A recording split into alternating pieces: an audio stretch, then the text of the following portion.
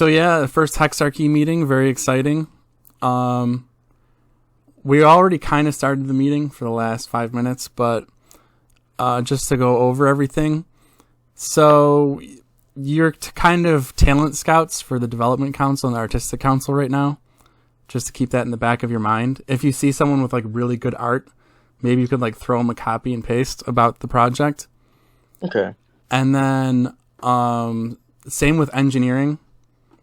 If we had like one or two good engineers, I'd be very confident about our commune situation taking off, because we do have a commune in Alabama that is kind of interested in the project. I need to kind of bring them in with what this Discord is doing. They're not like super involved in this Discord personally, but they do like the construction techniques. I don't know if they're as heavily involved in the contracts, but we could go over the proposals in a very unofficial basis, just one by one, and then talk about them. And basically, you all kind of give a yes or no on each proposal, and then we add up the votes, and then we're pretty much done with that proposal. Okay. We don't have to do that today. We can just briefly talk about them. Yeah, I think it'd be good to just talk about our proposals and get that up in the air. Start thinking about it. Yeah. If I could just ask, like, first of all, it'd be nice to know who everyone is, at least a little bit. I believe this is the first meeting, right? Yes. Of Yeah. this kind of collaboration. So maybe if we could just go around. I mean, I'm happy to start off. I mean, my name is Sheba, and I've known traveling. I mean, I don't know how do I refer to you? Traveling in is these good. meetings? Okay, I've known traveling now for over a year, I'd say, safe to say, and Arcology is no stranger to me. He's done a great job, and I think we're all here to support in our unique ways, and it's exciting to be on the team. Okay, well, I guess I'll go next. I'm Monopoly Man, but you can call me Marco. I'm pretty new here, in all honesty. I've only been here for the past couple of weeks, and I'm really interested in this, and yeah. Cool. Anyone else? Yeah, sorry. Hi, my name is Lisa, and I don't really know a lot about building or construction, but I do like the concepts of arcology and everything that I've, all the videos and everything I've read about it, so I'm happy to help out and support it as well. Awesome. And Not Dark is a science fiction author who is writing a novel and including the arcology system within that novel. Okay, so you can hear me. That's good. Yeah. I wouldn't call myself a professional science fiction author because that implies that like I've actually published books professionally. I kind of just do it on as a hobbyist basis. I do have a decent following, but like not that large. I plan on including the TIHEX. I actually named it the TIHEX Arcology. I actually didn't really. I wasn't sure if arcology was a name or not, but like I ended up calling it TIHEX. Ti for like time, traveling through time basically, and then hex because the entire theme is hexagons. I got interested in this project after actually one of my community members sent me like some videos and like and then like and I'm gonna be honest, at first I actually was like, hey this is actually kind of fun, like just watching this person. I actually kind of made fun of you, no offense, but just because like I was just thinking, hey, this is a really what an ambitious project, what a pipe dream. Then I started looking into it. I'm like, hey, wait, this person actually put a lot of work into it. I look even more into this, going, holy hell, this person has put a lot of work into this. And I'm just going, okay, they really thought this through. I'm just going, okay, now I'm really willing to give this a check. And then I got into the Discord. I chatted a bit. I shared a few of my ideas, and then I decided to run for Hexarchy, mostly just to see like where this would go. Like, I'm genuinely very interested in seeing how this evolves and where this would go, because like at a time here, I think, well, I guess I call him time, but traveling here, I can tell he's very passionate and very skilled, and he's thought through a lot of this, and that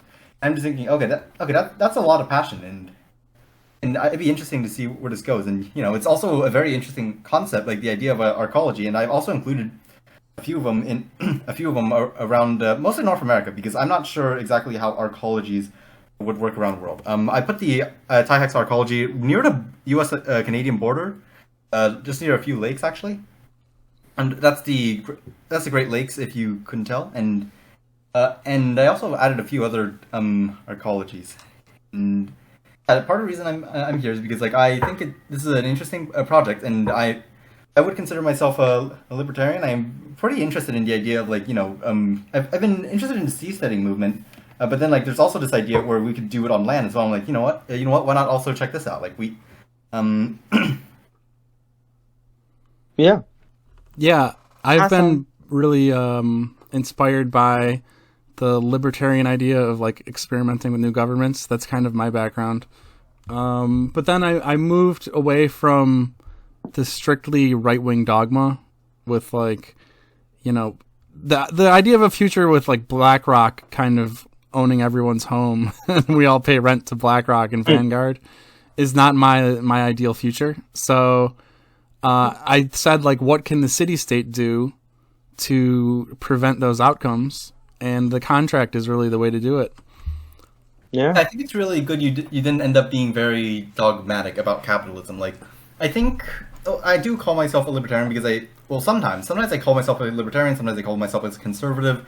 But like the reason I'm not very keen to stick very hardly with the libertarian label is because people tend to be very fundamentalist about the market. Like, the market can do this, the market can do that, and I realize the market is a very powerful tool and it can be used to do amazing things. But like at the same time, if it's just allowed to run free, well, then you just see what happens with BlackRock. And I think, and some people argue that like part of this is because like corporations collude with governments, and I agree. Like a lot of the bad that comes with like our modern corporations is because they're able to influence our government, and then like there's some bit of collusion there, and then the libertarians they say like if the government was smaller there'd be less opportunity for collusion, and I agree to an extent, but I don't think that would fix every single problem. I think to an extent there does need to be like, we can't just dogmatically defend the market in every opportunity.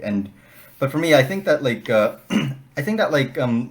call myself a libertarian because I don't like using government force to force people to do things. In some cases, I think it might be necessary, but I want to say 90% of the time, the individuals, there are always places that you could better defer it.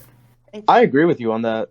I mean, sometimes too much government can be a bit of a problem. Not sometimes. After a certain point, like there's a threshold where after you cross it, the government just immediately starts being a problem, and I think that line just starts. Yeah. I don't know exactly where that line starts, but like definitely, if you have too much government, it just immediately starts becoming a problem. It doesn't matter how well the government is run; just the fact that it exists becomes a problem. Yeah, I agree with you. Well, right now, our UBI system is probably set to about 10% of GDP. And that's really where we're at right now for this mythological system. I think 2 people recommended lowering the tax rate, and there's a clause in the Constitution that says the tax rate can only move up or down 10% per year maximum. So we can only lower it 10% technically, but that is one of the proposals. Okay. Okay. Yeah, that sounds reasonable. I think. Actually, I think this brings up like a pretty interesting question. Like, what would happen? What would happen if like arcology? I assume that's the official name of the either settlement or like the project, or I don't know. Okay, so what would happen if like the arcology ever found itself in a situation where like they need funds like really fast. Like say I don't know, a natural disaster hit, or worse yet, let's say like some kind of war broke out. We would probably go into debt. Yeah. I mean, or we Yeah. could partner with, I mean, the U.S. does have natural disaster funds, which are, given out and loaned to states to be paid back at a later time. I don't know. And I'm sure that if the arcology was ever at war with anything, the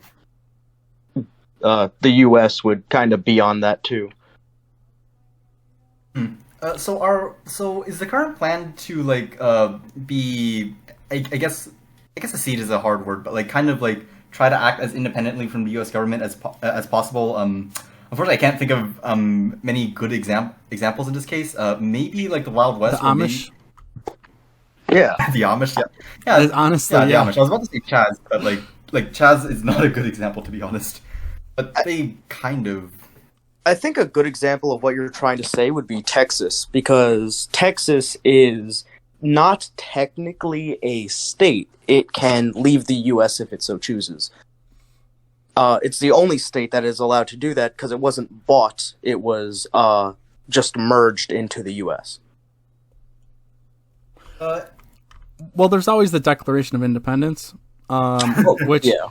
in an ideal world that they would take that as an argument in a court of law, but I guess the people with the most guns do the talking, unfortunately. So I think in our horribly cluster F political situation, people are open to new ideas, people are open to new systems, and open to solutions, really. Yeah. I mean, in my personal opinion, I think that the probably would work very well as just popping up as a city rather than trying to go full statehood and then working towards the, statehood after we got the actual city down. Yeah, so we have 50 acres in Alabama, and the owner of the property is looking to build some hexagons there. So the way it would probably start, unless we get huge funding and huge interest, it'll feel more rural, like communal and rural, than an actual city. And Yeah. I don't think it'll actually feel like a city until we probably break like 500 to 1,000 people. Oh, yeah. That's And all right. then it might feel more urban. We have to start somewhere. Yeah, but if it starts with like 10 people, it's going to feel like a big house. Yeah, I mean, it's going to be one hex at a time to start with, and that's just how it's going to be. And, starting as one hex at a time is okay. Yeah, and farming will probably be a very big part of the economy. Have you considered like talking with people like Reason TV? I think they're probably the people who will give the most airtime to like propose new state solutions like this. I think they did an interview with the people who made Lieberland. I have not interviewed them. I have emailed them, and I didn't hear anything. I wonder if I'm shadow banned on email. I figured out that I'm shadow banned on YouTube comments a couple of days ago. With I tried to post my content and it wasn't showing up. Ah, that's fun. And then after I had that mild success on Reddit, like all of the mods and everyone started downvoting me, and then I have a nice montage of screenshots of me being censored on Reddit. So Reddit hive mind. What can you do? yeah, they're easily upset. Yeah, I mean, the post that I wound up putting out wound up doing well. I think that if we kind of do posts like that, where it's very low in information, just to kind of get people hooked, then Yeah, it's a good strategy. Yeah. I can I wouldn't call myself a professional artist. I'm not that great. I'm at like doing stuff, but basically, basically I can do like some basic ads, I guess. This is something. This is actually something I made for a Minecraft server a little while back. Huh. Oh, cool. Yeah, I'm not super great at this, but like decent. Well, everything counts.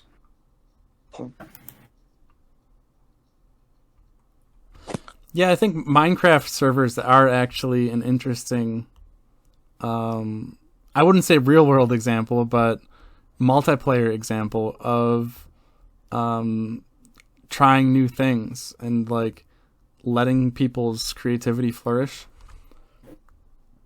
Yeah, I actually read a paper, and that made an interesting point about how Minecraft, how Minecraft servers kind of function quite uniquely. And I actually think unironically, I think the Minecraft server model is actually not a bad way to approach statehood. Basically, anyone can set someone up. There's a cajillion of them out there. If you find a niche, then you can find people that will that want a certain way of playing. Then you just set up the server and you try to advertise. You get people.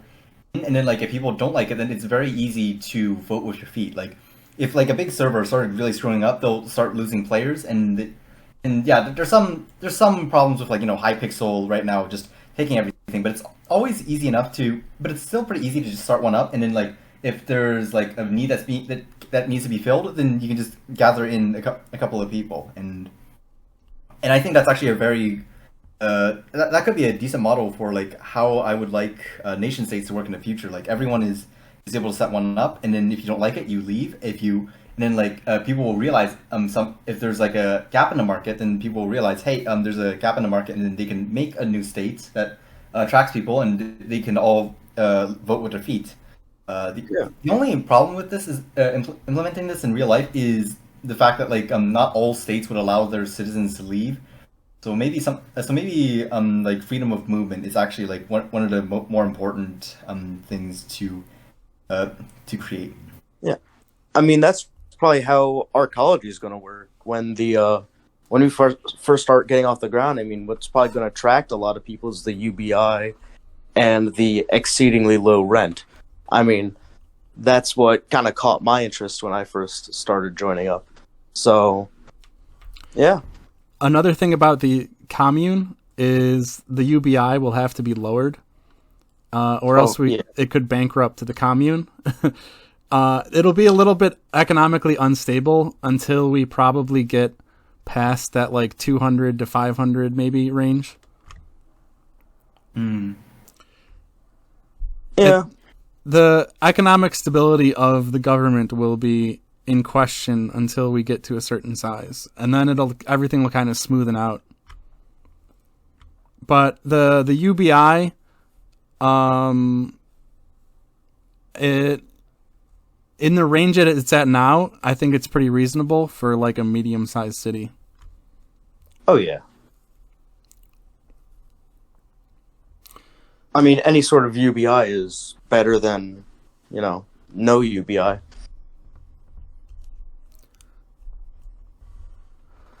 Yeah.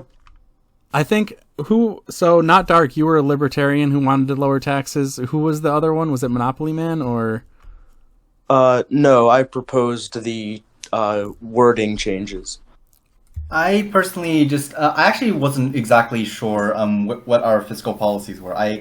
I'm not necessarily trying to suggest my own policy proposals. I'm actually more like just interested in like the vision of what we're trying to do here, and then like I would propose things that would be more in line with that. Like like basically, I wasn't sure like whether we wanted to go like very fiscally responsible and basically never have a deficit, like or like if we wanted like permanently low taxes, like just whatever we could, or if we're gonna try and head for a surplus model. I wasn't super sure what we were going for. I just knew like it was kind of libertarian, but like but I didn't know exactly which way that would swing, and that's why I did that proposal. I'm just I think personally like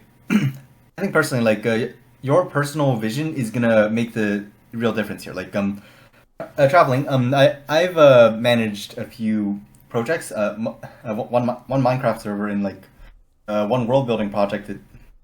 And the thing is that like is that like it's your energy that's gonna make all the difference. Unfortunately, when I was in charge of the Minecraft server, despite there being about 20 different admins I could call on, I still did about 70 to 80% of work. But then eventually I had to go into university and I had to just give it up to my top admin. Unfortunately, he's actually really good at running it. I check back every once in a while, and it's still going pretty strong.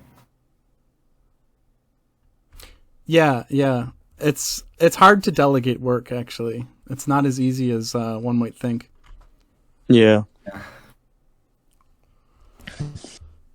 So You have to make sure that the people that you get for the work is going to actually do the work. I'm always available if you need me to like just I don't know, quickly whip up some like a poster or something. I'm not a professional artist, and maybe I could write something, but like yeah, I'm always here. I'm willing to offer some of my services, though I might be busy with other things. But like, yeah, just ping me if you need me. I don't mind pings. Yeah, I ping a lot. Yep, that's all right. Okay. So the sociopath court, we could debate that. Okay. So what do you mean by broadening the law, Monopoly Man? So, essentially, let me pull up the law actually real quick.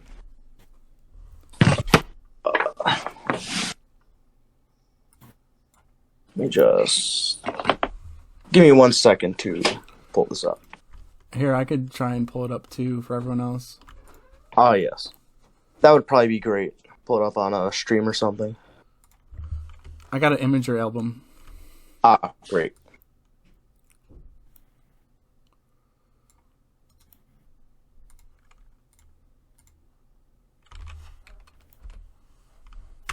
There, it's in the Constitution changes. Okay. So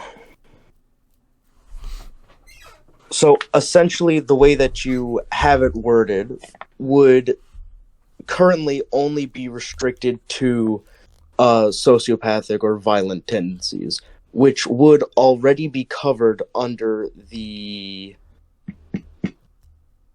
court system for arcology. So the sociopath court, I think, is redundant, I guess you could say.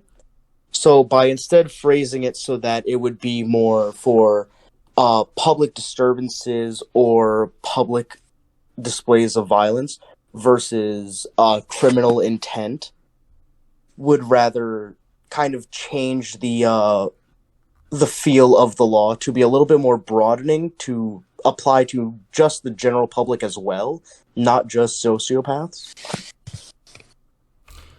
Well, it's kind of like limiting free speech. It's like you're not allowed to... I guess you could say this is harassment. You could put it under that umbrella. Yeah. But it's like sociopathic harassment. What do you mean by that? Like, just someone being really evil. Like, they're overflowing with, like, evil. Yeah, I mean, that would be, I feel like that would also fall under a, public disturbance clause. You know, if you're being rude to everyone that you meet, if you're being just straight up mean, then that'll get you, a strike, and then eventually evicted from the arcology. That's kind of how I see it being reworded to be, not better, but to change the intent of it. Well, if you're only being like a disturbance, that's a fine. You can't get kicked out. And it also says 6 months therapy for sociopath court. Yes. But So it's like a more serious charge than like even a normal harassment. oh, that's fair. Another one,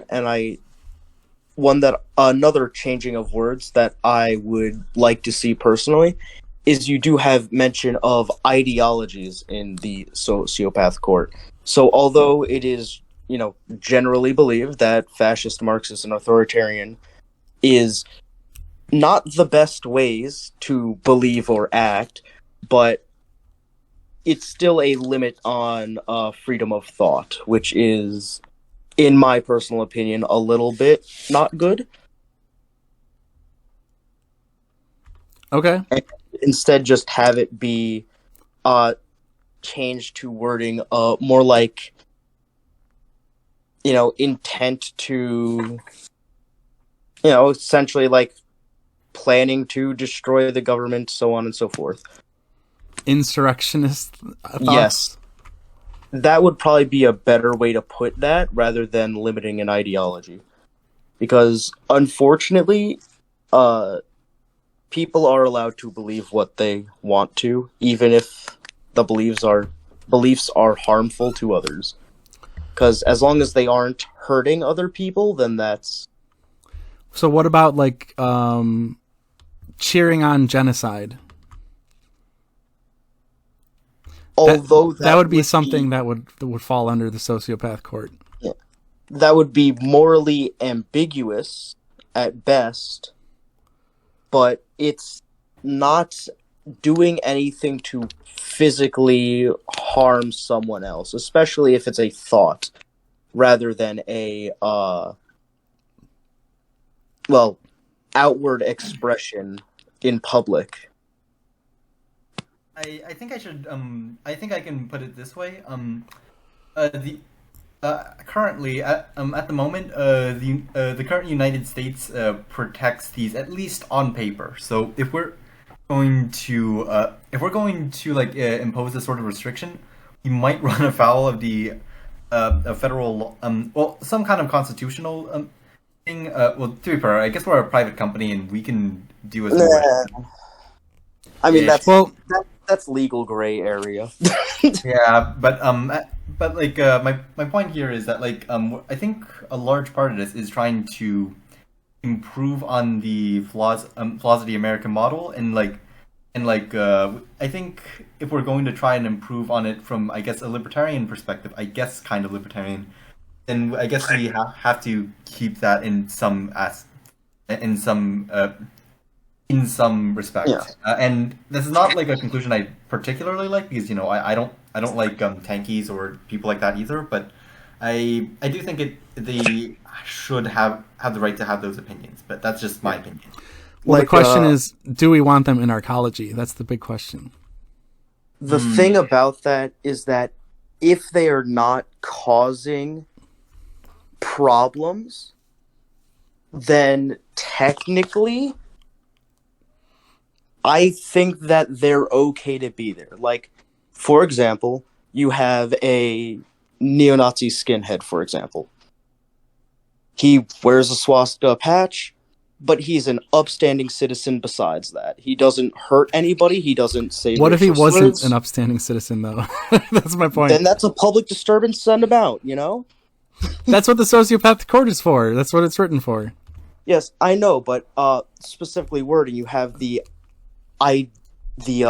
having these ideas of authoritarian Marxist nature.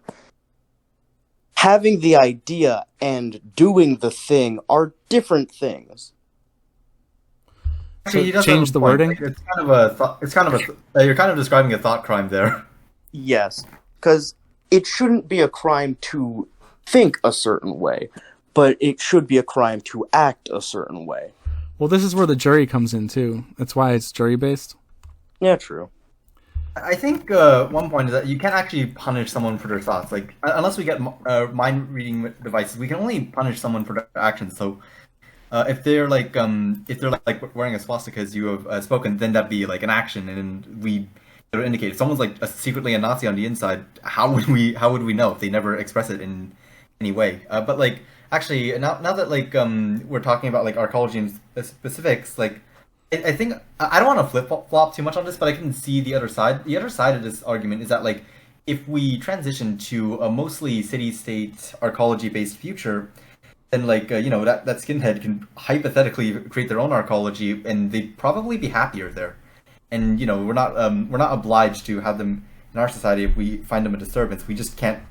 I just think actually how I imagine this would work is that like actually, like, kind of speculated about like how a state could ideally be run. Where I imagine like say there's a cajillion city states, and if and if people dislike one, they just move to another. And like all the city states are always trying to compete for people because citizens are inherently valuable. They create value. And then and then say if this skinhead didn't quite fit in with our values, then in an ideal world, there'd be like a dozen other arcologies we could ship them to. Maybe we could give them a phone call. Hey, Fifth Reich, we have a citizen that we think might be better with you. We're gonna try to work this out. We're gonna.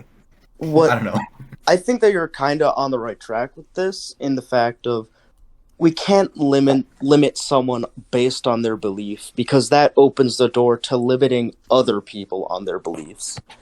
Right. So, yeah, like because we limit the belief of, you can't be authoritarian and live in our city. Well, that opens the door to having some, any generations down the line, someone being like, they did this in the beginning. So that makes it okay for us to do it now. And maybe it's something that is used not well, We're not allowed to have people of color living in our arcology. That would be the thing that I'm thinking of for the future of arcology. Because although we have the best intentions now, how can it be viewed negatively in the future? So instead of limiting an idea, we limit the actions accompanied with it. So I think how this debate will proceed is, since it's your proposal, you would rewrite that article however you want, and then the Hexarchy would vote on if it wants to go to the direct democracy. Okay. I actually think there might need to be like some.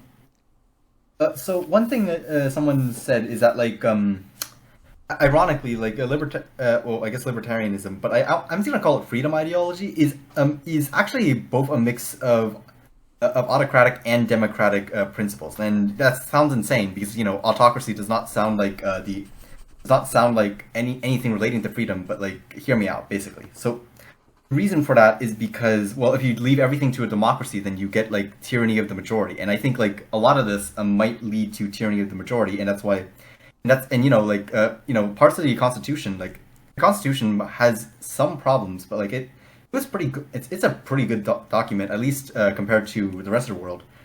And freedom of speech is absolute. Well, people can't vote that away, at least not very easily. There's a whole process you have to do to remove any amendment, and that would probably be very long and very arduous. But basically, that's kind of autocratic in the sense that a document is telling us that we have to obey this no matter what. And there are some freedoms that you just fundamentally can't take away, not even if 99% of people agree with taking it away. Now, if 99% of people agree, then it doesn't matter what the legal document thinks to an extent. Well, Monopoly Man is proposing extended freedom. Essentially, it would be freedom to believe in something, but not freedom to do violence against others. Right. So instead of it being to have these beliefs, it would just be to be violent, essentially, to be disruptive in communities, so on and so forth, which I think is already covered in other articles. But I think that the limiting on having a belief is a little bit too far. Okay. Yeah. Another proposal, this one I've had in the back of my head for a minute. It's making all numbers in the Constitution changeable using a 2/3 direct democracy vote. And then words and articles are changed by the 5/6.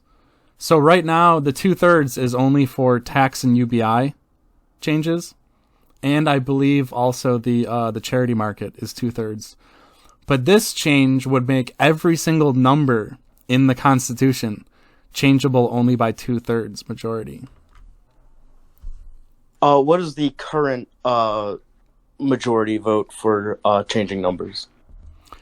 5/6. 5/6. Yeah, which is a little too hard. Like, for example, me and High T disagreed on the abortion. So, if you wanted to change the abortion number, right now it's at 9 weeks. If you wanted to change the abortion number, then it would only be 2/3 instead of 5/6 with this change. But then right now it's 5/6 because it's not tax or UBI, it's abortion. Yeah. I mean, that's fair. I mean, I think that it should go for certain amendments to change numbers and some that just can't.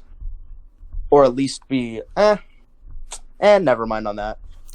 Yeah, it's a little bit confusing. It's kind of, because certain numbers, I mean, there's numbers that people may want to change, but I just don't see them wanting to change, certain numbers in it.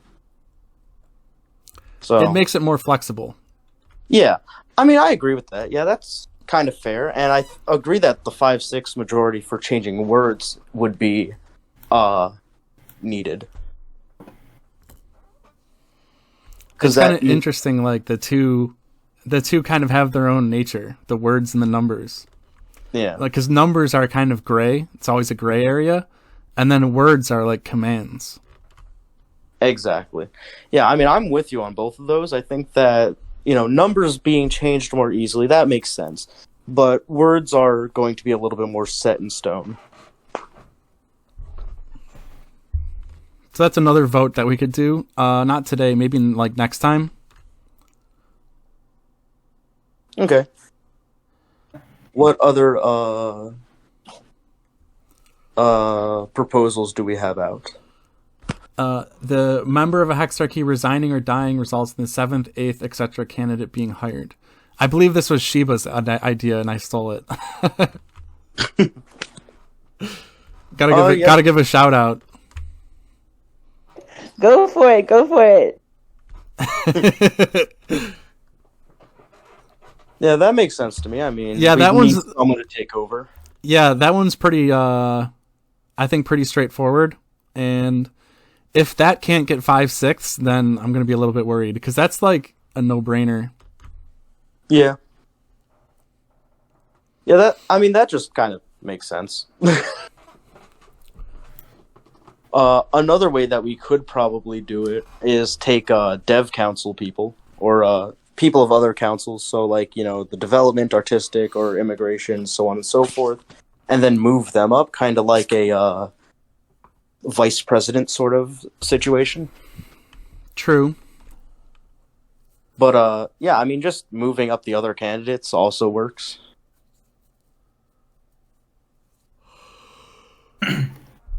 Neither of them are bad.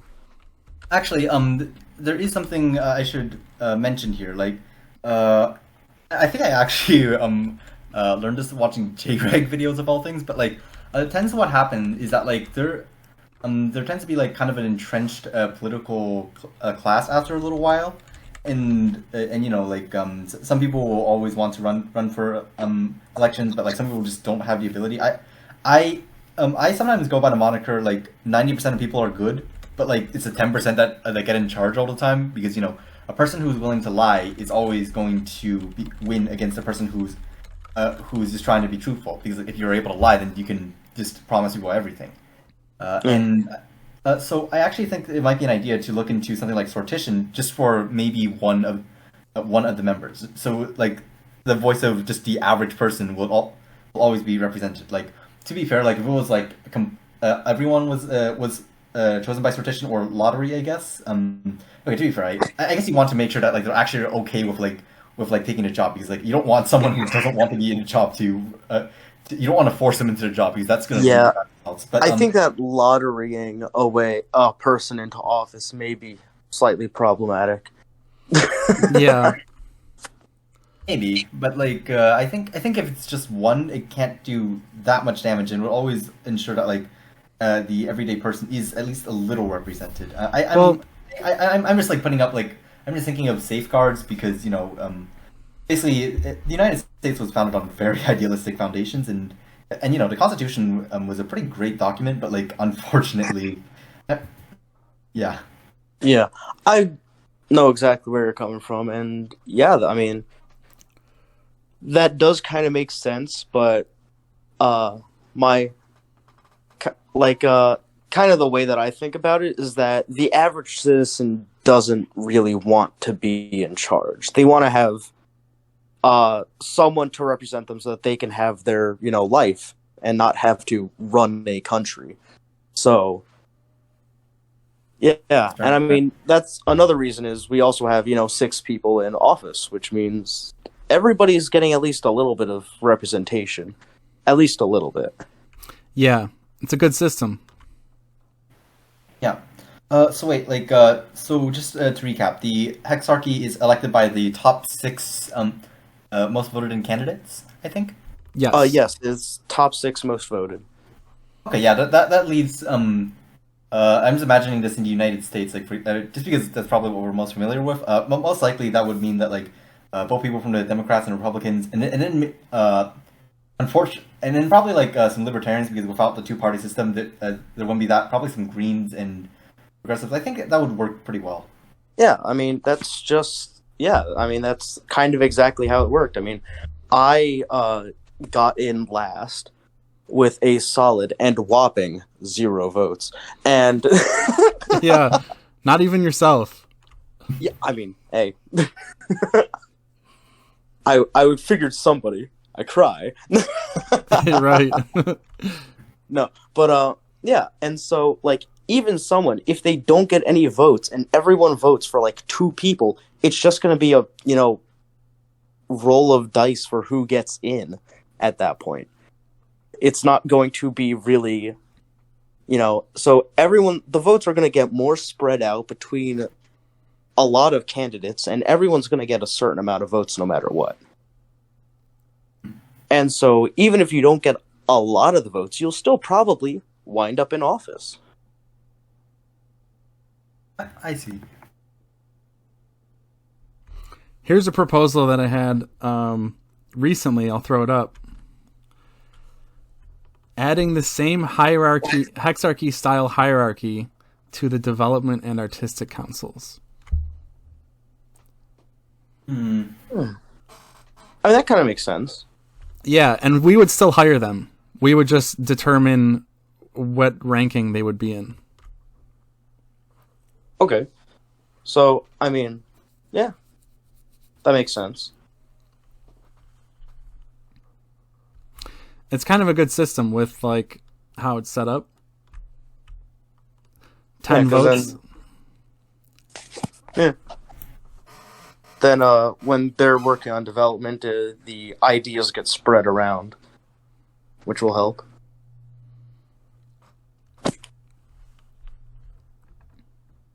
So yeah. And then High Tea had a proposal too. What was it? Which Banning one? abortion. Oh yeah, yeah. It's I think in your Constitution on Article 18, it says abortion in our ecology is legal up to 12 weeks after conception, and I was gonna propose that it not be allowed on the property or within the boundaries of the Hexarchy or within the boundaries of our ecology, because it's not to say that someone, if they're intent on it, they can't leave the ark and go elsewhere, because there's always going to be that, someone's going to fill that gap. But I just think that the whole point of our ecology is kind of a safe haven from the things that are kind of tearing our society down. And so I think if we don't bring those types of things to our city-state, that we keep it, because you have, you put the maternity, you did a maternity, I can't remember what it's called. Maternity benefits? Yeah, the maternity benefits. And so that helps. And then also, because of the arcology community, the crime rate is probably going to be extremely low. So instances of, a lot of things like rape and things like that wouldn't be an issue, as I wouldn't think. And so all the reasons that somebody might, have for getting one now, it's kind of eliminated under arcology, but yet I just think on the grounds it would not be in good taste to have those type of things performed amongst us, and therefore I think I would suggest that it be banned from the property. I actually have a thing or two to say about that. One is, well, human nature is always very corrupted, unfortunately. And second, I think like no matter what, people are going to be irresponsible, and there's always going to be unexpected pregnancies, and unfortunately, it's just kind of how the world is. But like, I think I think trying to, I don't know, like if you're appealing to the idea that we should be like nonpartisan, I guess, or nonpartisan, or like not taking a stance on this very divisive issue, then I think banning it is taking one of the two sides. It's like a should.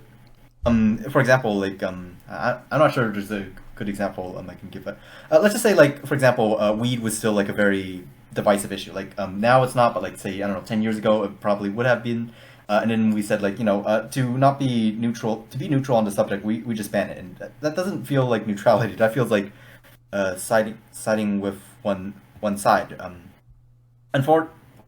Now, as for my own thoughts, I would consider myself pro-life, but like I do realize the spirit of arcology is meant to be libertarian, which means even though I don't find it particularly agreeable, I feel like it's probably more in the spirit to try and allow it, but also like probably put in preventative measures to try and minimize it as much as possible. Like, good sex ed, contraceptive use, that sort of thing. It's not stuff that I like, but it is what it is, unfortunately. I mean, Yeah. And like- that page is outdated. It's actually 9 weeks now. okay. Ooh, 9 weeks, yeah. I'm very willing to accept that. That's a very early cutoff point, and yeah, that's for about as. And yeah, I'd be willing to accept that, like, at 9 weeks old, it's I still consider it a tragedy, but not as big as, say, if it was a few months in. And most abortions take place within 9 weeks anyway, so I think it's a decent compromise. I would like to build off of what Not Dark is saying and say that, unfortunately, things like this will happen. I mean, teenagers are stupid. I think if you've gone to any American high school, there's always that one person.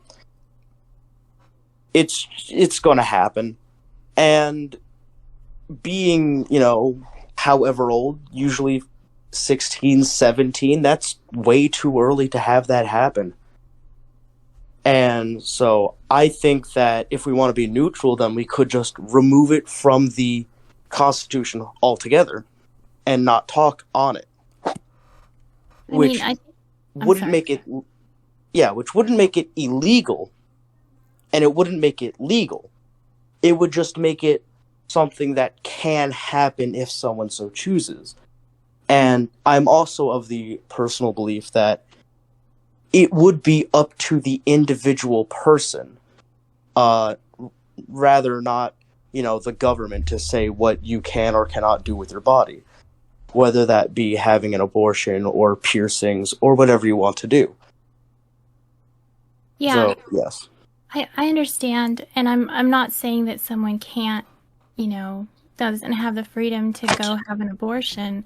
I'm just saying that if they're going to do it, go elsewhere off of don't have the abortion performed within the arcology boundaries, so that there's always somewhere else they can go. I'm not limiting their freedom to do that. It's like having a shelter for animals, but yet, it's a kill shelter. So if arcology is gonna, have a kill shelter where they kill dogs and cats. That's kind of like against, again, it's where's the boundaries of safe haven for life. And so I'm not saying you can't do it, but I wouldn't recommend that it be on the property. Well, I would like to just bring up one more thing, and you can respond or to this if you want, but for like a large or medium arcology, time, how many people would that be? I would say medium is like 25,000. And how much for a large? I wanted it to max out at 150,000, but technically you could have one the size of New York City. Even though I wouldn't really prefer to live there, you could. Yeah, that would be way too big. Yeah, but that's a lot of people in a small space. And generally when that happens, things like cities, when they start popping up, then the population booms. And that can be problematic for people who don't want to have kids, which is why I, stand with having at least something in there for abortions, or just have it not be touched at all. Yeah, I guess if you take it out of the Constitution and you don't discuss it, then I guess you can feign that you didn't know that it was going on if doctors start performing it. Well, it wouldn't be a not know that it's going on. It's a this isn't up to us sort of deal. So it wouldn't be a, well, we know that it happens, but we're not going to be in charge of what you do, and we're not going to say anything on what you get to do. Yeah, I guess as the token pro-life person here, I am going to say, like, in general, when people argue from a pro-life perspective, they argue from the idea that, like, the fetus is life. I don't really want to get too far into it because I realize we might have different opinions on this. That's just like what pro-life believes. At the same time, I think it's more in the spirit of arcology to, when in doubt, not restrict it, even though, like, many people would consider it to be a form of murder. But, like, at the same time, it's a very complex subject, and I think it's better to just side on the side of, like, just don't ban it. But, like, I think I think the 9-week compromise is a decent compromise. It's pretty generous to the pro-life side. And it's pretty generous to the pro-life side, and safe and legal affair. Yeah. That was a decent compromise. That was a good compromise, I would say. I agree with that. I think that is a good one, and I would like to bring up another possible, I guess you could say mediation between it is, to start off, we don't have to have anything on it. And then once we get to a large population of people living in arcology, then we just put it up to a, direct democratic vote. And let the people decide rather than us now. Yeah, it could be worth just, like, not saying anything at the moment. I also think in the long term, depending on when this starts and, like, what year we're talking about, like 10 years from now, 100 years from now, then I think technology might end up fixing the question. Like, if you can like, if you can, like, take out a fetus, but then, like, put it into a chamber where it could continue living outside the body of a woman, I think both sides are happy. Like, the fetus doesn't die, and then like, the woman gets the choice over their body. I think long term, this isn't going to be a big divisive issue, just because technology is going to end up solving it. That's what I hope. Yeah.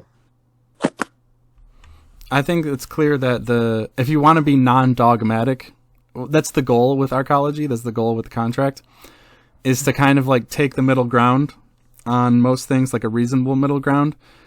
And I think, like, allowing it, but keeping it in the embryo stage before it becomes kind of like a thinking, feeling fetus is really the way to go.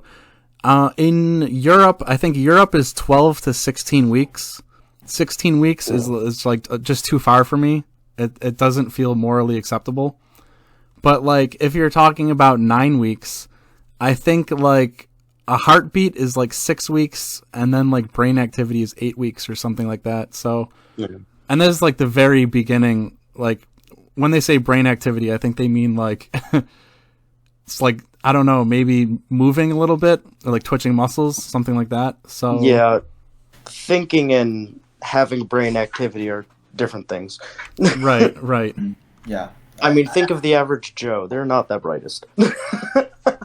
But at Yeah. 16 weeks though, I mean that's I would consider that like almost a full-fledged human being. Yeah. Yeah, as a person who is pretty in touch with what pro-life wants, I feel like if you sat them down and said, okay, 9 weeks, they wouldn't be happy, because that's they're not gonna be happy unless you just do it full-fledged. But like they would be satisfied. They're like, all right, fine, I can take this, and you know what, like you go talk to pro-choice, you'll pretty much get the same response. Fine, we're okay with this, and that's just that's a good compromise, genuinely, I think. Well, yeah. Hi T, what do you think about the 9 weeks kind of mediation? I don't like it either.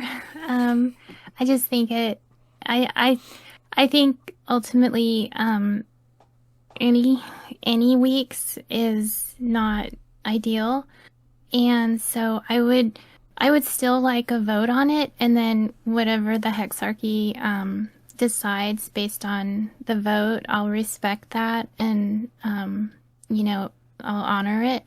But I at least would like to put it up for a vote, just as a stance. Well, that's fair. Yeah, that's all right. And I actually I don't want to accuse you of anything, but like I think you're pro-life, and it's fine. I'm pro-life as well. It's, I don't know. Yes, yeah, I am. That's fair enough. Like I definitely understand where you're coming from, and where these uncomfortabilities are coming from. But like ultimately, I kind of have two sides to my political affiliation. Like there's the conservative side that says, I want to like regulate what people do, because I think like there's certain Christian morals that people should follow, and then there's a libertarian side of me that says, no, you still can't force people to do that, because that kind of invalidates the point of having good morals. Good morals can't be forced. You have to choose them on your own, and then like because this is primarily I think a libertarian project, then it's mostly the libertarian side of me that's kind of speaking right now, and I understand like it's kind of uncomfortable to allow something like this when we consider it to be something akin to murder, but at the same time, it is what it is, and we have to allow for freedom. Like when in doubt, we kind of I feel like it's better to leave it, but I think it's also okay if we just because like for the first little while of this operation, we're not gonna have the population for an abortion center. And then later on, we can just leave it up to a vote. Like see where the cultural climates have stabilized by that point. I have no idea what the culture is going to look like in 10 years, 20 years. And I'm not saying that because everything's going to be progressive. I think there's actually a 50-50 chance that it could get really progressive, or there's also a 50-50 chance that it could really snap back towards the 2010s or 2000s. I think so. I agree with you on that, not Dark, that it can kind of go either ways. So, I mean, me personally, I say we leave it up to, people of the future to, change the number or change the wording, and that would go alongside with Traveling Through Time's proposals earlier about changing wording and changing numbers. So, yeah. Yeah, I'm pretty satisfied with the status quo. It's about the best compromise we're going to get, and it's about the best compromise we're going to get. And either way, I think whether we leave it up to a vote or whether we just leave the compromise where it is, I think it's either way it's going to be all right. And yeah, either way, I think that whether we do allow it or don't allow it in the arcology, it isn't restricting enough to be, I think, a problem for anybody, really, because people are still able to leave the arcology and have it done elsewhere. And that's still a, viable possibility for people. So whatever happens with it, I'm fine with it, I guess. Yeah, that was kind of my point too with what you said is you can always leave the arcology if you know, like even with other things that wouldn't be permitted. It's not preventing anyone's freedom, it's just limiting what's available on the arc. Yeah, I mean, I think that either way that this vote goes, everybody on both sides should be pretty happy with it. Yeah. Okay. Yep, I agree. Excellent. We're getting pretty productive for a Blowing first through meeting.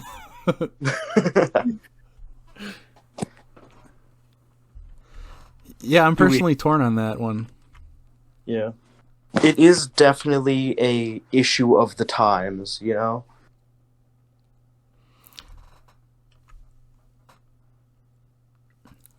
Everybody seems to have a different opinion on it, and yeah, I think arcology staying relatively neutral in it would probably be for the best, just to not, you know, get the wrath from either side.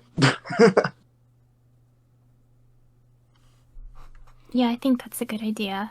I mean, if you just took more of a neutral approach, I took Article 18 as an almost endorsement or permission to it, and so I just kind of felt uncomfortable with it being that bold and stated in quite such terms like that. Like just it was okay and it's an option. I would just it just made me a little uncomfortable. Well, then, I mean, maybe a good, I guess, sort of thing that we could do is maybe split it into two votes or two different propositions. One to remove it altogether and ban it, and then one to just remove the article and leave it blank. I like that idea if it's an option. Yeah. That we could vote on. I mean, and like I said, I'll respect whatever the vote is, so it's not a big deal. I mean, I'm trying to make it so that both kind of sides to the argument can get what they want. So we have, you know, you feel like it's a permission being given. So, and I personally feel like banning it would be, you know, a ban on that personal liberty, I believe. So if we, you know, I guess splitting the difference would just be removing it from the articles altogether, and that can be a completely separate proposal. Yeah, I agree. I think I like that idea if it's an option. I think it's one of the better ones. I just think that, like with the maternity bonus and just the entire lifestyle, that I'm hoping that things like that aren't going to be necessary because the quality of life will be improved. Oh yeah, I'm sure, but yeah, sometimes people just aren't ready for kids, is my viewpoint on it. Maternity bonus or otherwise, I mean, yeah, I mean, extra money is good, but that extra money is going towards a kid. Mm-hmm. Yeah. So. Yeah, the time is what's really expensive. Yeah, I mean, having a kid is devoting the next, 18 plus years of life to that kid. In arcology, it's only 10 years. 10 plus years of life to that. I mean, that's still 10 years. About half the time, but still. Yeah. So, yeah, that was another sensitive idea that people had, was the age of employment. Consent for age of employment is 10 years. I thought about moving it to 15. But I don't know, like some locally owned Asian places, they have their kids working when they look like they're under 10 years old. And my thought is like, good for them, you know? It's impressive, I think, to have a child step up and take some responsibility. I'm totally okay, I think, with the 10-year-olds being able to work, but I think that it has to be restricted to, you know, certain jobs. Like, I don't think that they should work in fast food or stuff like that. I think maybe more of, like, you know, working at a grocery store or, like, a Walgreens type place, Dollar General. Like, that's reasonable, but not have them able to work in, factories. Well, I've worked in factories before. They're not as scary as it sounds. Yeah, well, I know, but little kids next to big machines is... Yeah, their little hands get grinded up. Exactly, it's a problem. For the machines, at least. Oh, no, all that steel, they handle it just fine. Yeah. So, I think that, having young people able to work is perfect. Maybe not consider them adults, but still be good to allow them to work and make money for themselves, but keep it to certain jobs. Or, I guess you could consider them safe jobs. Like stocking shelves? Yeah, just menial, pick up groceries, put them on a shelf. That's, easy, safe, no chance of getting hurt. That sort of thing.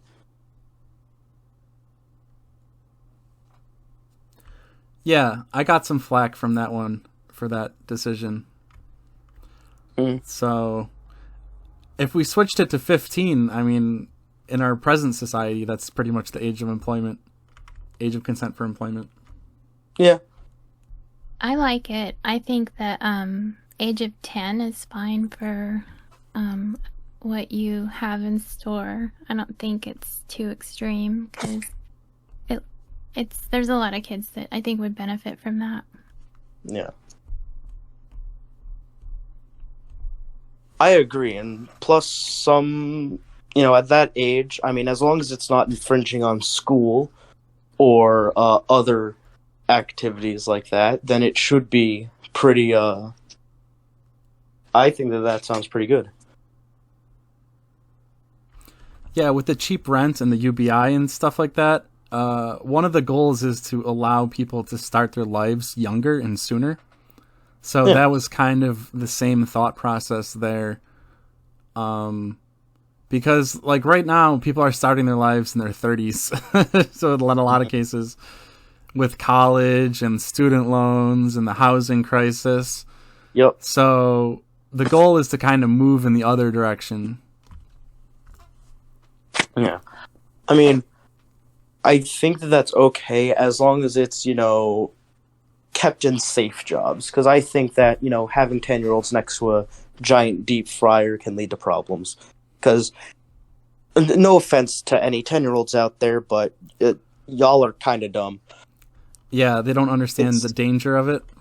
Yeah, they haven't been around enough stuff to realize that everything can be a hazard if you're goofing around next to it. So, yeah. I think that it should be, safe jobs. Stuff that you can't get hurt around.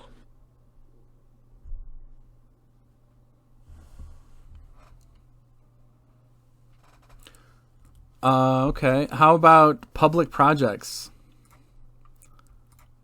What is the public project currently? So right now, the only one is digging a pond for the commune. Another one that was fun was a planetarium. Ooh.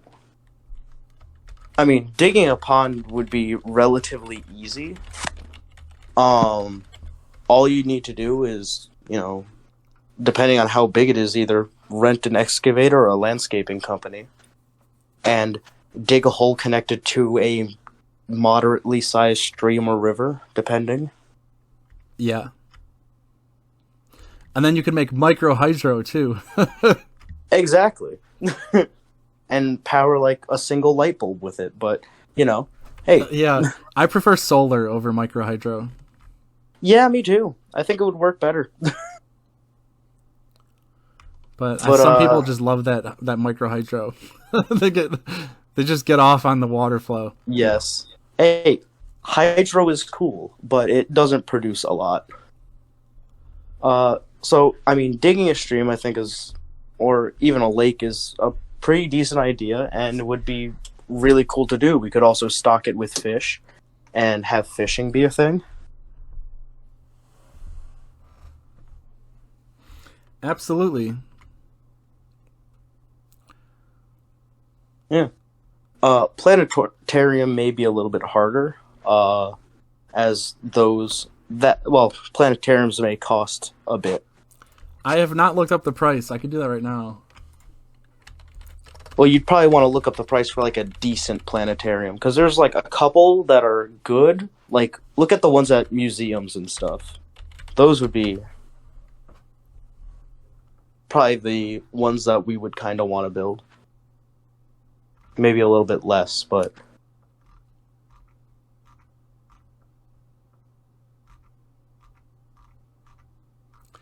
Yeah. I don't even know where I would buy something like this. Yeah. I mean, if I'm remembering correctly, I went to a museum a while ago, and essentially they had a big dome, which was kind of like a movie theater, where everybody got to sit around it, and it was a giant dome. And they projected the planetarium on top of it. So that would probably be the least expensive solution compared to a giant, sphere.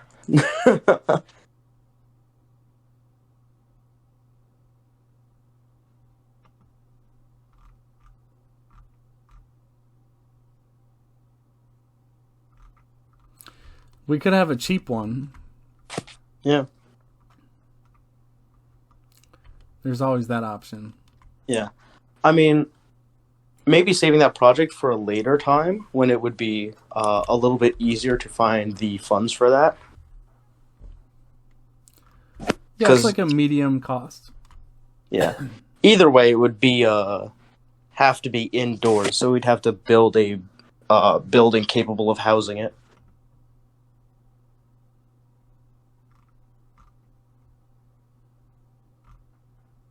Thoughts on the, I guess, vertical farm? I think it might be worth just having our own food source.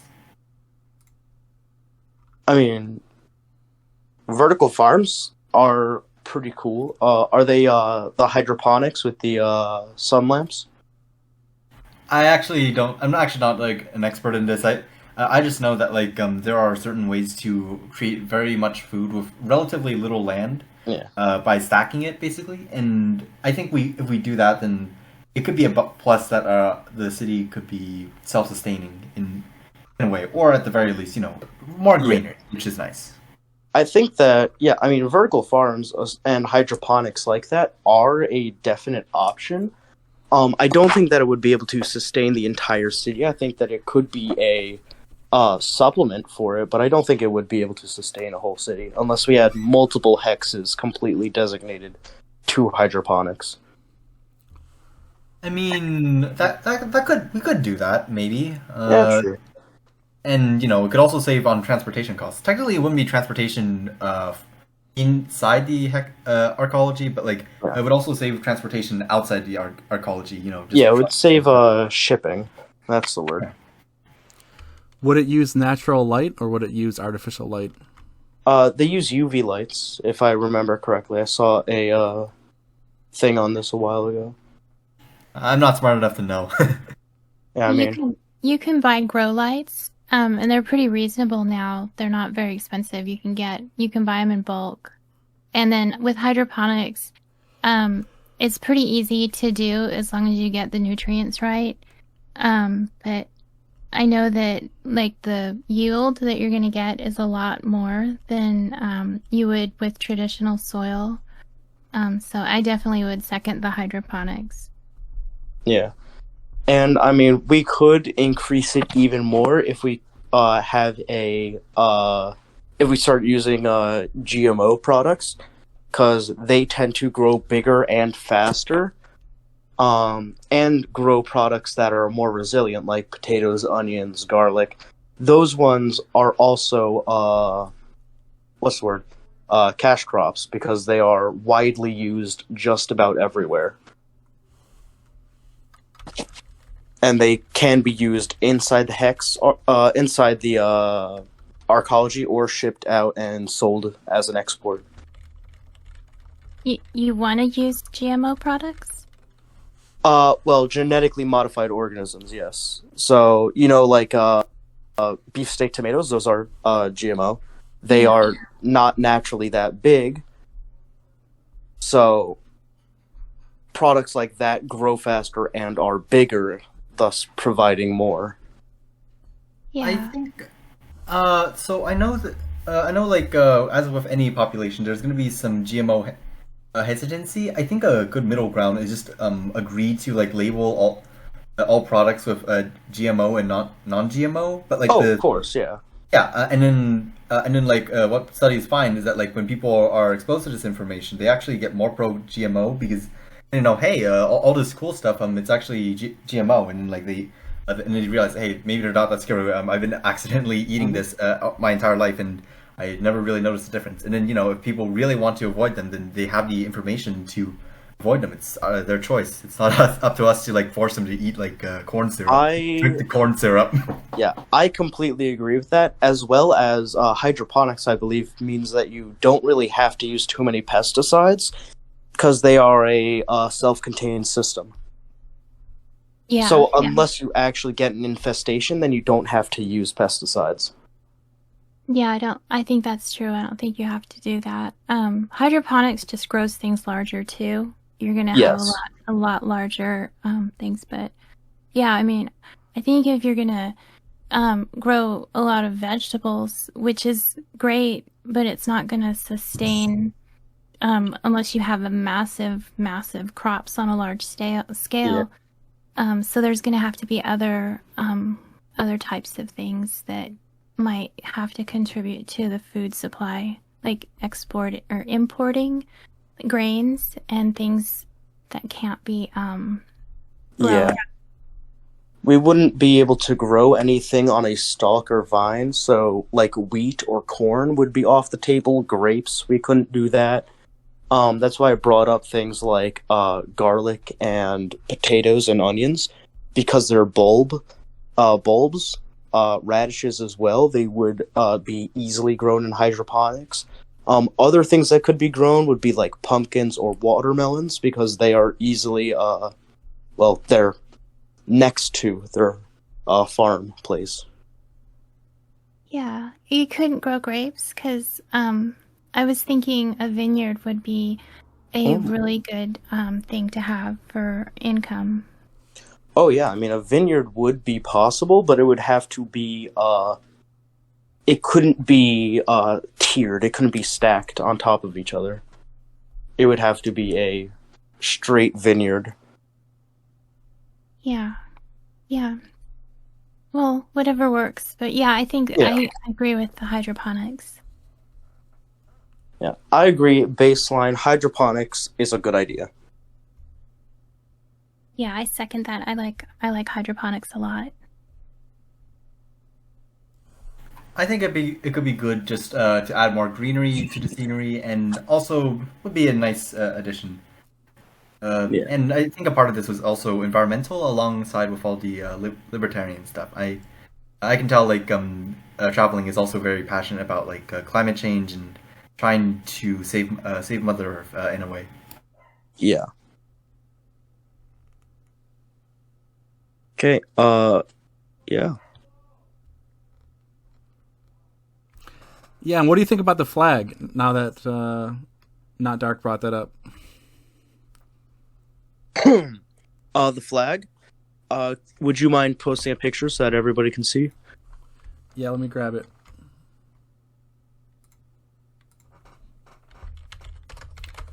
I have a couple different versions. Feel free to post them all.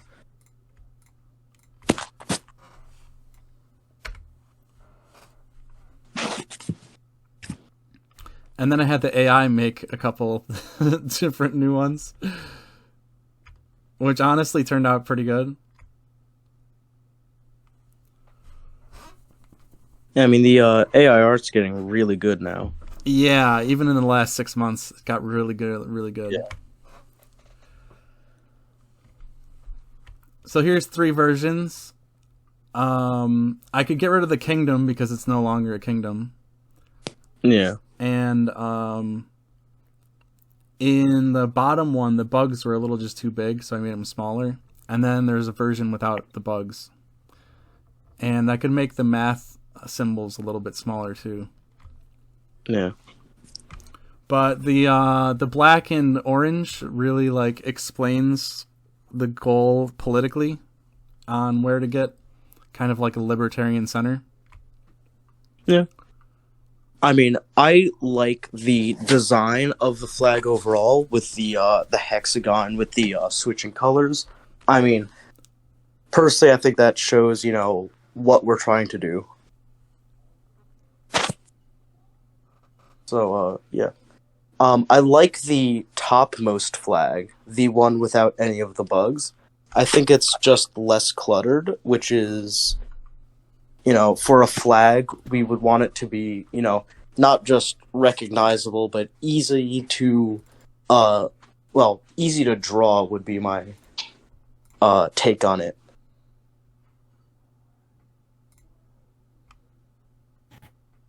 I'm actually a fan of more complicated flags, as long as it's recognizable from a distance. Like, for example, the American flag, it's pretty complicated, but like it's still very recognizable from a distance. As long as you're able to read it from a distance, I think it's all right. That said, I'm okay with like keeping some of it. Like, I think the butterfly could be an interesting addition to the center, but I think having too much is a bit too much. That's my opinion. Keep in mind, flags have always been simple because people had to sew them, and all they had were, blank colored linens. They didn't have printers or any of these other fancy technologies. Yeah. So, flags are generally simple due to past technological limitations. I understand that.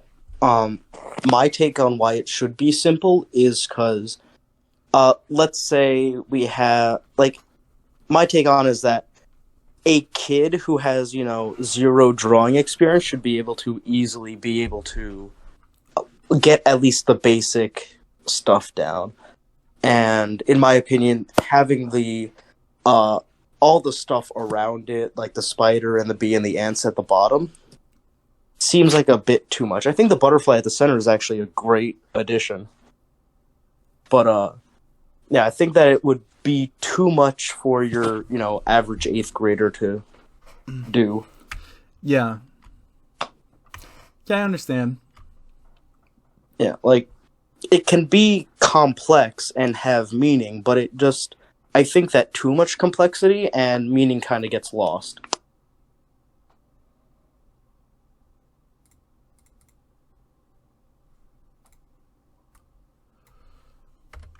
Here's one of the AI ones that's kind of interesting. That one's actually really cool. And then here are some other ones.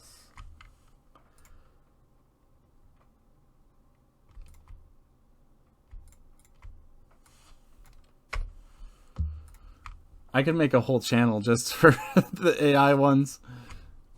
Flag channel. Yeah.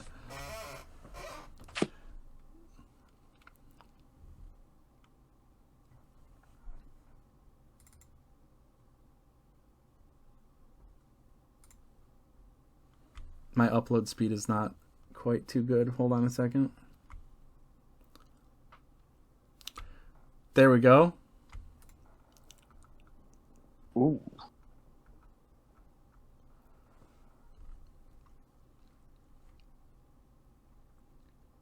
All of those look really cool.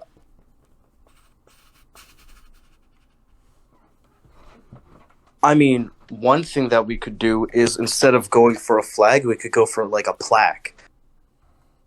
Yeah, this is like a logo. Yeah. Because, I mean, flags are flags, and they are easily recognizable, but a plaque would also work in its stead. I don't know of any countries who do that, but it is something that we could do. Hang it over the door, so to speak.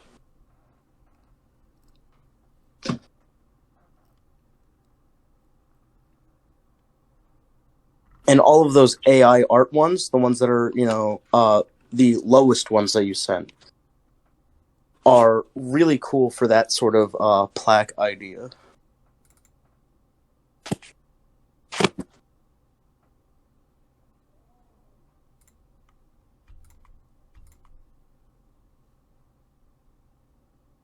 So yeah.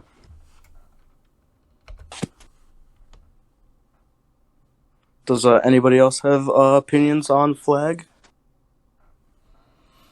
I mean, I like them all. I think the first four are my favorite. With the butterfly, and then I also like the city in it. And then I think the last four with the emblem, I agree with it. Should just it's a little complex for a flag because there's too many parts on it. Yeah.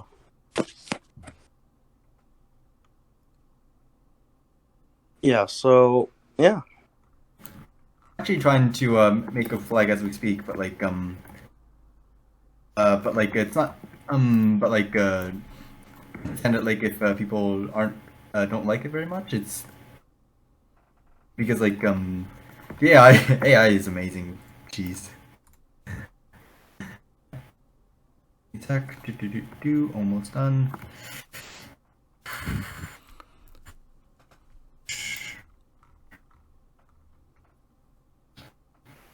This very much follows this is just like a kind of work in progress concept idea. It's not very finished. It does take a lot of ideas from like the initial flag. Oh yeah, I like that. You just started that? Yeah, I made it while we were discussing it. I'm pretty fast with Paint.net.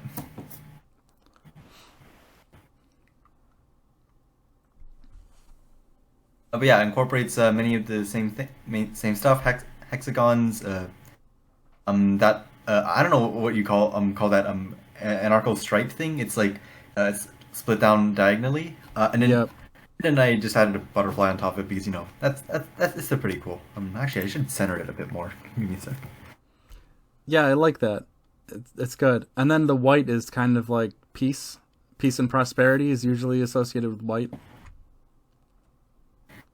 Yeah, I just chose the colors at random, but I just chose the colors but like that's a good way to like symbolize it.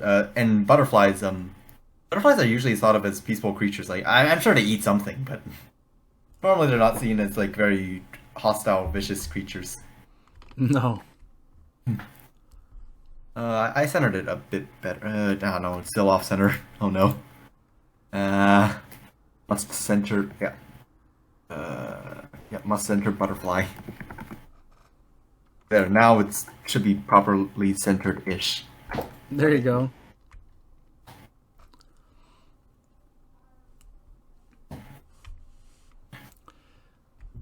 Yeah. I mean, that's simple enough. Yeah. And hypothetically, and I think an 8-year-old could remember that. Maybe not exactly, but they would probably remember. Okay, there's hexagons. There's like a black stripe here. Just draw a random butterfly. I know. I know when I was young, like when I tried to draw the maple leaf, I couldn't remember exactly how to draw a maple leaf, so I just drew a giant spiky plant in the middle. I would do the same thing today. Yep.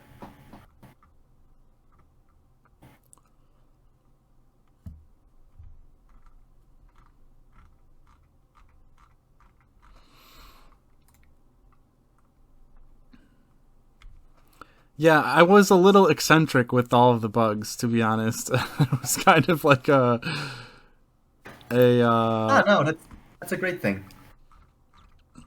Like let your personality shine. Like don't. I think it's very much a part of you, and I'm very glad that like you're a very expressive individual that did something like that. Like I think it's something that like.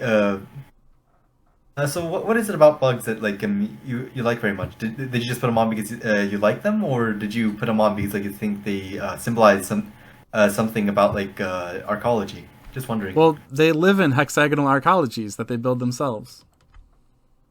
Yep, I can definitely see why you chose the bee. But like, do butterflies and I guess spiders do that? No, but butterflies, they completely transform themselves as they go into maturity. And they're also black and orange. So it really just fit. And then this project started out as a monarchy, so the monarch butterfly. So, like, it fits on many levels. And then the ants is due to the arcology kind of being like a human anthill. You have, like, caverns and hallways, and it's sort of underground, but, like, not really underground, you know what I mean? And then the spider is... I don't really know the spider as much. The spider is not as connected. It's supposed to represent, the spider is supposed to represent like deception, and then the bee is supposed to represent like hard work. It's kind of like the Slytherin and Hufflepuff sort of that dynamic. Yeah, I can see like there's a lot of symbolism in this, and like I said earlier, you put a lot of thought into everything.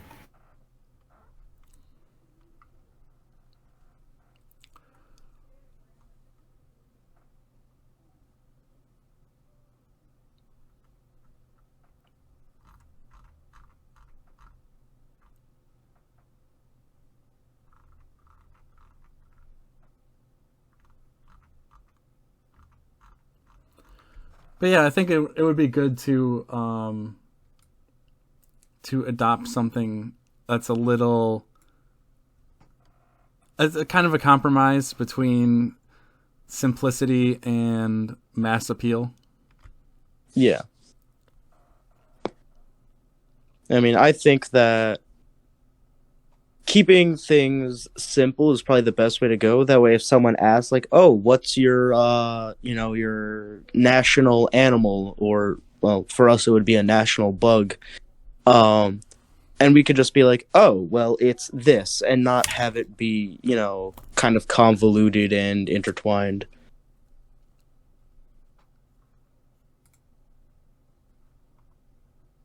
Oh, yeah, so that we have, one distinct answer of, one bug versus the ants and bee and the butterfly.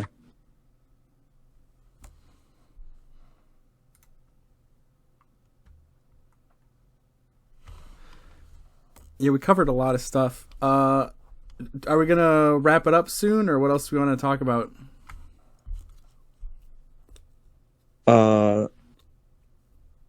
I don't have anything else to bring up. Does anybody else? I think that's good for today, at least in my opinion. I had the next one scheduled for 2 weeks from now, so the 28th. Okay. Would we be doing our votes on proposals then, or what would we be doing there? Yeah, maybe. Okay. Do we have to write up our own proposals, or do we just verbalize them? Well, we already wrote them up in those 3 channels. Yeah. Oh, okay. I'll go check I have it. to. Yeah. Sorry, I didn't mean to cut you off there. Yeah, I would have to do a little bit more writing and essentially rewrite the sociopath bill for my proposal, but I think I'm the only one that has to do any real writing. Oh yeah, how about the tax rates? We went over that really briefly in the beginning. Oh, yeah. I mean, I think that tax rates are fine.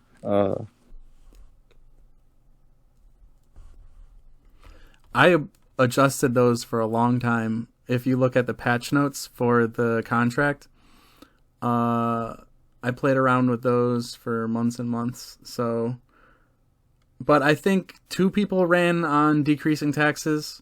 So was that Not Dark and Monopoly Man, I believe? I don't think that was me. I think it was someone else for tax change. I ran on on basic libertarian stuff, but I don't think I campaign on lowering taxes specifically. I don't I'm just in favor of of reasonable taxes. I just don't want to waste money. Like I'm okay with spending money. I just don't want to waste it. Yeah. I mean, I think that taxes should be as low as possible without, bankrupting us. Yeah, the discussion about a surplus is actually a good one to have, That is true. because when I did all of my numbers with the budget, I generally just made sure I was in the green just slightly, and then I kind of accepted it. But it would be good to have probably a 5% surplus, something 5 or 10%. Yeah, that's true. Yeah, I agree with that we should, at least at the beginning, have a surplus being made. And then once we have that surplus, we can lower the taxes once again.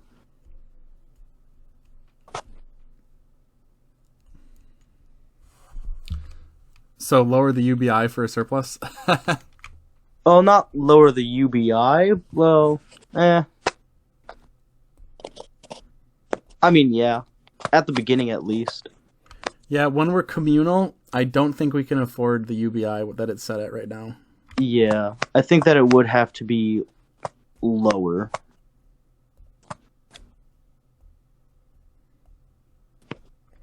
You need maybe 2 or 3 what's the word I'm looking for here? Grounding businesses to kind of get the budget where you want it. Yeah. I mean, I think that once we kind of kick off, getting, restaurant businesses into it would be very easy. Places like McDonald's or Taco Bell would, run to it. Large population of people needs to have a, fast food chain of some kind. We could make our own. True. Microwaves are cheap. Yes. What was it? Chef Mike.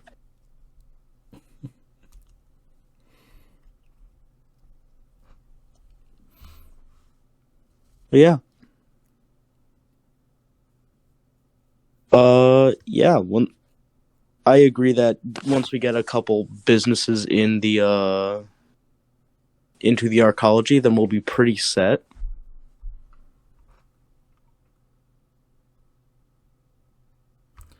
Yeah. Should I change the proposal for a surplus, or we could do both? So here's the thing: if we had two tax change proposals go to the direct democracy, what if they both passed? How would that work? If they're contradictory? Well, I mean, we can put it in the into an amendment or something that if the tax rate change proposals are contradictory, then whichever one with the most amount of support goes through. I was just about to say, put it in a runoff election and just say, hey, these two are mutually exclusive, so choose one, I guess. Yeah. Put them both up for a vote. Whichever one gets voted on the most, then, put that one in. Or if it's a specific part of a proposal, then maybe ask the people to remove that and then make that a separate proposal.